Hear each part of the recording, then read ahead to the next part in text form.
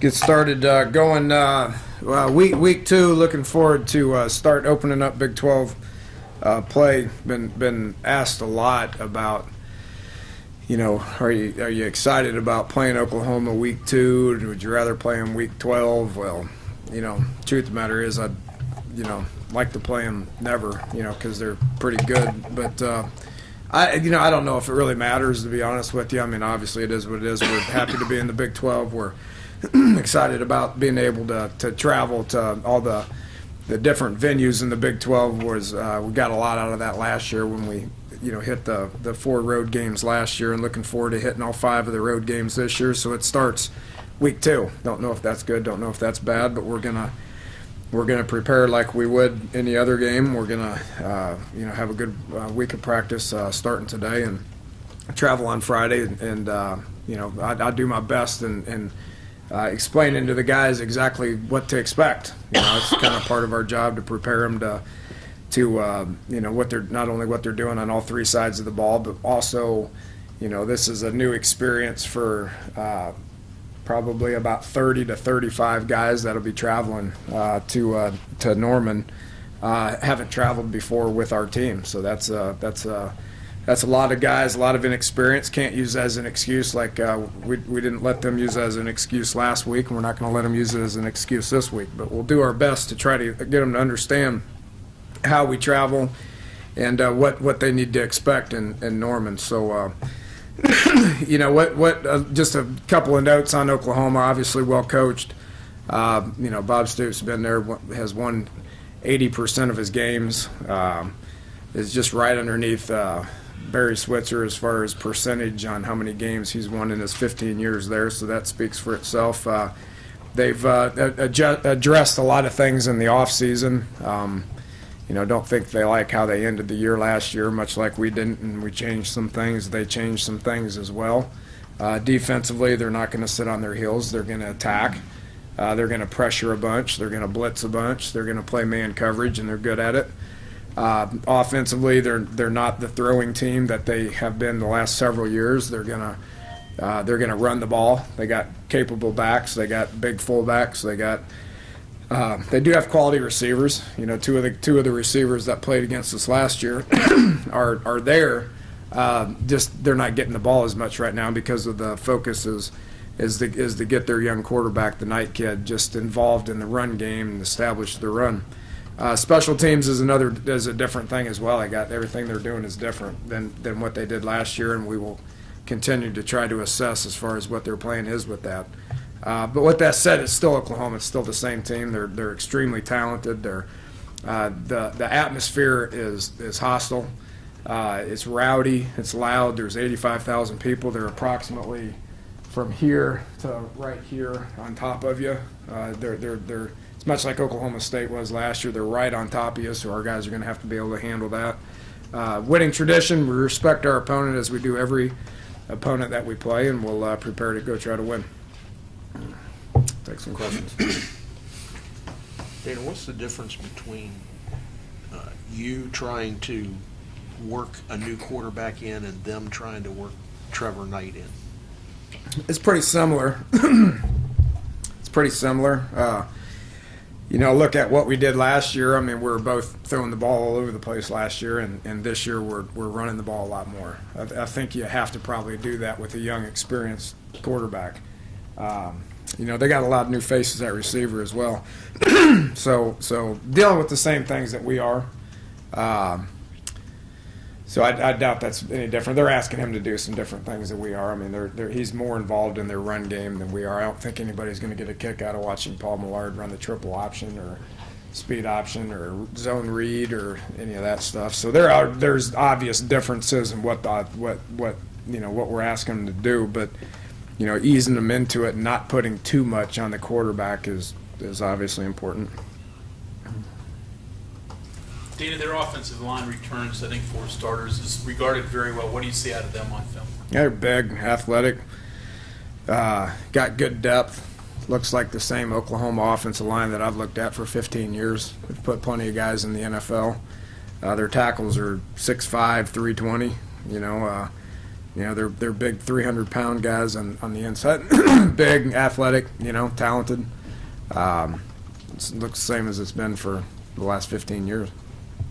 You have to do anything different because Bill is on the other sideline now? Are you guys going to approach that any differently because of how well he knows you and this offense? Yeah, it goes way deeper than that, I can assure you. I mean, it goes back when Bob was, his first year was 2000, I believe, and Mike Leach was his offensive coordinator. So it goes back way beyond that. I mean, you know, I've known Josh Heupel for a long time. I've known Mike Stoops. I mean, we've competed against each other for 15 years, and we've been to clinics together. We've been hanging out together. I mean, they know our offense better than anybody else that's out there. So adding Bill, I don't know what that's going to do for them because they already know it as good as anybody else out there. You know, and you got to be careful with that. You got to be careful with your signals. You got to be careful with your tendencies. You got to be careful with your specific route combinations because they understand it, and they're as good as there is anywhere in the country on defending it.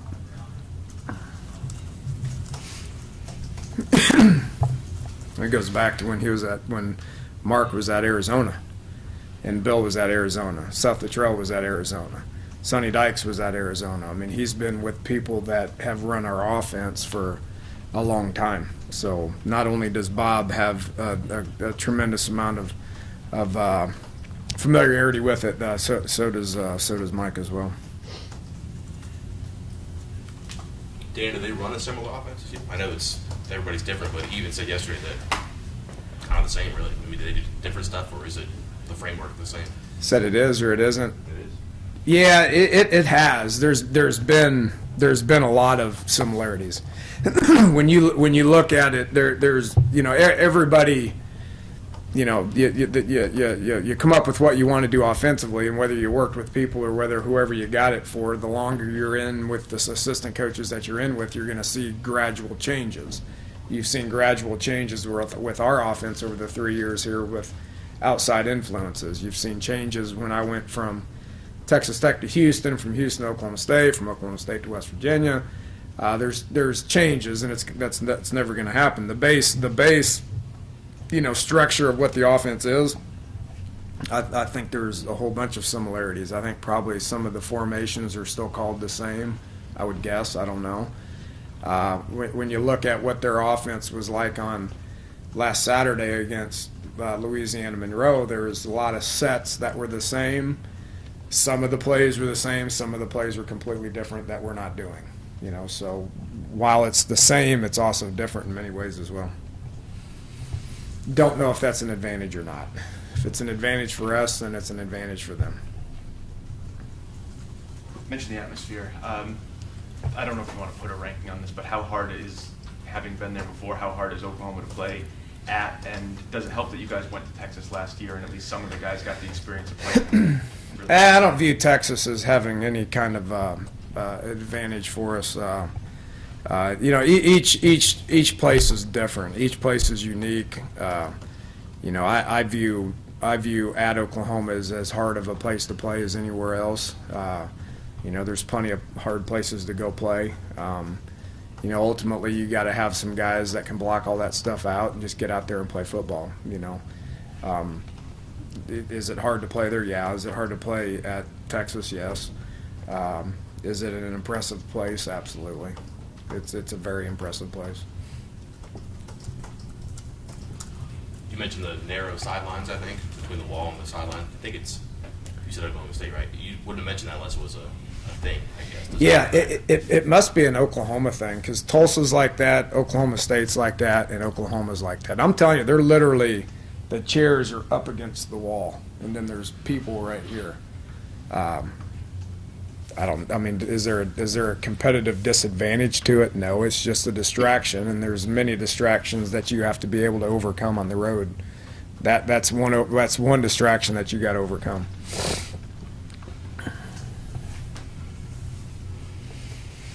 Didn't really get a chance to talk yesterday about defense as much. I know it was something that you seemed pretty happy with after Saturday. Going back and looking at it, your thoughts on what you guys did defensively and what you're looking to do this week?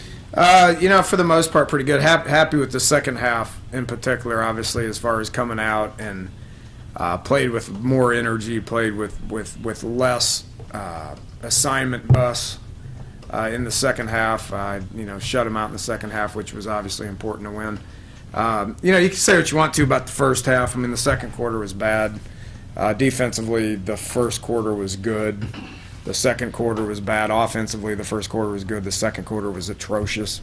You can say, well, we played pretty good on defense for the exception of about 3 plays. Well, 3 plays made us look really bad in the second quarter. If you want to be a good defense, then you can't bite on a double move. You got to be able to play the ball in the air. I mean, we're in cover 2 and Carl's right there. I mean, you can't ask for a better coverage to put him in a situation to make the play. And I think 99% of the time he makes that play. But if you want to say, well, we were good on defense for the exception of about 4 plays, well, those 4 plays gave them 17 points, which is way too many. The status of Kevin White, any other injuries? Injuries. I don't recall. Dozy. Dozy broke his leg. He broke his lower leg and his foot. It got twisted up, and it was a bad break. He's out. He's more than likely going to have surgery. So that's and he's a senior. That's a blow. He was a backup buck and was playing pretty good, but more importantly, he was on about 3 special teams in a very important role. Tyler Anderson came in and did a good job for him.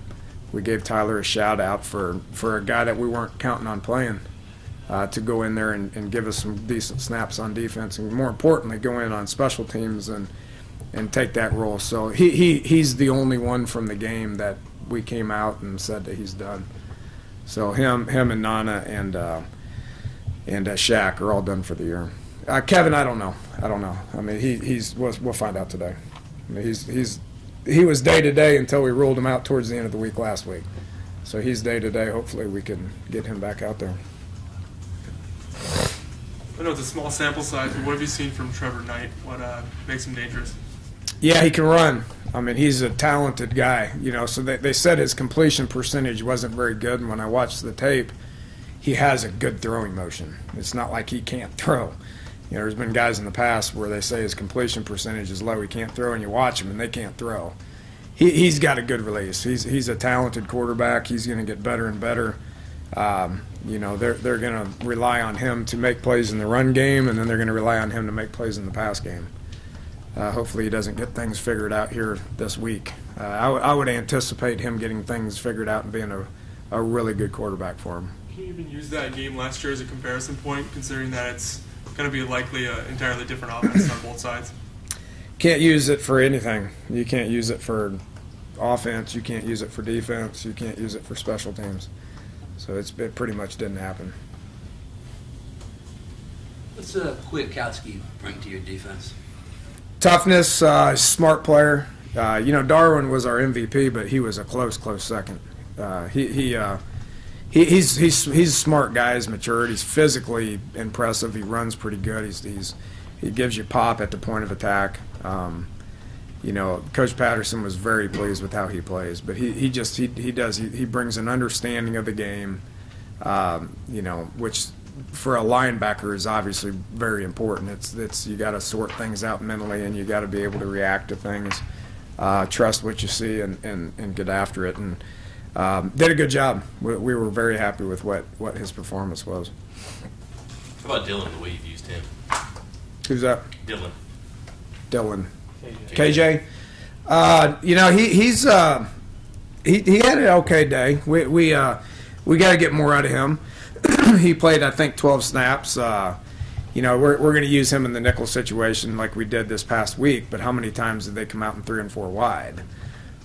5, 6, 7 times maybe the whole game, so we didn't use him very much last game. I mean, obviously with OU and what they like to do with their 3 and 4 receiver sets, there's going to be times where a lot more opportunity for him to be able to get in the game and show us what he got, and then he's got to embrace the special teams role as well, and hasn't done that up until this point, but needs to this week. but he's kind of like the he could be low, he could be high, kind of a safety slash nickel. I guess that's what nickelback is, but sort of. Yeah. He lines up at, like in our base defense at safety. Right. I mean, he's a backup to Carl, and can be a, obviously you need backups, and he can be a back guy, but because we feel like he has ability to make plays, we're getting him ready to be that nickel guy as well. That's pretty common for backup safeties to be able to be like your nickel or your dime guy to be able to come down. Ricky Rumpf will be like the dime guy that comes down, and he's the other backup safety. When you face a quarterback like this one, do you have to make major adjustments to the defense? And if you do, who becomes really important in the defense? Yeah, more linebackers than anything. You gotta key the quarterback. You gotta make sure that they're in your reads. You gotta make sure that you're following what they're doing. You gotta be disciplined in the schemes. You gotta be disciplined when there's 85,000 people yelling at you, or you just got knocked in the teeth, or whatever it is. I mean, you gotta have the ability to be able to understand what we're trying to do defensively and execute your assignment. Without mentioning names, there was a couple of guys last week that didn't execute their assignment on specific times in the first half when they were able to dump the ball into the flat for a first down, or they didn't rush when they were supposed to rush, which would have got to the quarterback before they were able to throw the passes downfield. I mean, you can't play defense with 10 guys. You got to be able to play defense with 11 guys, and you got to be able to make sure that you're executing your assignment when things are rough, which is basically what mental toughness is all about. How much do you got to worry about the fullback, Trey Miller? And do they use him similarly to how you guys use Cody Clay? Yeah, they do. They do. He's a good football player, and you guys know how I feel about Cody Clay. I feel like Cody's a good football player, but Trey's been there for 4 years, and he's tough. I mean, he'll cut you, he'll hit you high, he'll drive you into the ground, shoot. They've handed it to him several times, and he's hard to tackle. So he's a good football player. He's important with what they're trying to do. He's 6'2", 250. I mean, he's extremely valuable and has been for him for the last several years. Even last year when they were spreading the ball around, he was very important to what they were trying to do. Coach, with the fact that your team's so inexperienced and Bob's only lost 5 games at home with Oklahoma, does your team need to play a near-perfect game to win this one? I know you can't ever play a near-perfect game. I mean, that's impossible. But you're going to have to play well. I mean, I've been there probably 5 times, I think, 4 or 5 times. I don't remember exactly how many times I've been there, but they're hard to beat at home. They're hard to beat at home. They're hard to beat on the road. They're a good football team. They have been for the 15 years that he's been there. To ask our guys, especially with inexperience, to play a perfect game, I think that's impossible. I mean, guys are going to make mistakes. It's how you react to the mistakes. It's how you react to having a holding call and being 3rd and 15. It's how you respond to those situations. We got inexperienced guys, but those inexperienced guys need to grow up, and they need to embrace the fact that they're put in a challenging situation, which I find incredibly opportunistic, to be able to go to Norman and play in front of 85,000 people on national TV and against a very, very, very quality opponent. I view that as an opportunity to get better, and I think each and every one of our guys will do the same. Knowing that, I know coaches don't like to put too much importance on a single game, especially early in the season. But being the first conference game, young team, first road experience, where does this fall into what it could do for the whole season, if anything? Our goal is to win 1 game a week, and that's all we said last week. We want to win 1 game a week, and then we want to improve on all 3 sides of the ball. When I address the team here in an hour and 10 minutes, I'm going to describe to them what they're about to get themselves into. We're going to give them the game plan on all 3 sides of the ball. I'm going to tell them that our job's to prepare to win the game. We'll travel, we'll line up, we'll do our absolute best to try to win the game and improve on all 3 sides of the ball. What did the film reveal about the offensive line Saturday? Yeah, you could tell some inexperience with the interior 3. Thought Quentin and Fight played okay. They need to be dominating in that situation, and they were at times. They weren't at times. We talked to them about consistency, and then we talked to the interior three about growing up, you know, and quit using inexperience as an excuse. Thought Pat Egger went in there and gave us experience with those three guys, you know, which is why we put them in for a variety of spots in the interior three. So he'll bring us some experience with those inside guys. Coach, with this being the first Big 12 game with the extra official, do you anticipate seeing an increase in holding penalties? I hope not. Oh, you know, unless they call them on them. They hold a lot. We never hold them. So I'll be interested to see what it looks like. I mean, we did it in the spring game, and I liked it. I don't think they will use that as an excuse to call more. I think they'll use that as an excuse to be more efficient in what they do call, and I hope that's the case. It's probably not fair to say your offense was missing anything last year, right? But you just didn't have the number of running backs you had, and you couldn't do a lot of your three-back stuff. If you can continue to run that out there, what specifically does that add to your package? A lot. It adds a lot. Wish we could go back in time, you know, but obviously we can't. But no, it's good. I told you all four of those guys are going to play and carry the ball, and they did. We're going to need them all four. You know, it's a hard position. You can't take that pounding and, you know, get the play with the kind of effort that we want you to play with and be able to do it for 10 straight snaps or an entire game, or let alone an entire season. So feel good with where we're at right there. But, you know, every year brings different challenges. Our challenge this year is to get receivers where they can make plays. You know, Paul did a good job distributing the ball, but we didn't make any plays. We caught a ball or two and then fell down. That's what I saw. Ronnie made one play. We need guys to make more plays at receiver. You don't have Tavon Austin, but what you did with him last year, have they corrected that Oklahoma? Yeah, I would imagine immediately. Yeah, that was a perfect storm type deal, and Tavon's a great player, and you know, made a tremendous amount of plays last year, and kept us in the game, got us back in the game. Yeah, this is we haven't watched that tape, and I'm not going to go into the specifics, but we have not watched that tape, and we won't watch that tape. Danny, you get the ball to Charles Sims a lot, but you only threw it to him once. He obviously caught a lot of passes at Houston. Would you like to throw it to him? Maybe you did Yeah, I'd like to throw the ball a lot more than we did. I mean, we're talking about throwing the ball 30% of the time. That's embarrassing. So we're going to try to correct that, that's for certain. Yeah.